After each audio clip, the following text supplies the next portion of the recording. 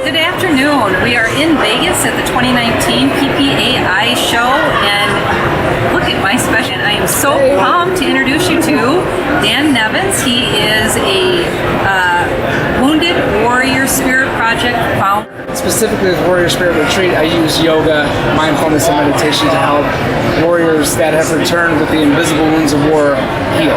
So I use yoga, mindfulness, and meditation tied to horsemanship, outdoorsmanship, and golf. Those are three meditative, mindful-based activities because not all warriors want to be yogis. So Dan today at the expo collected a check from Sweden, 1% of all the base camp sales, $100,000.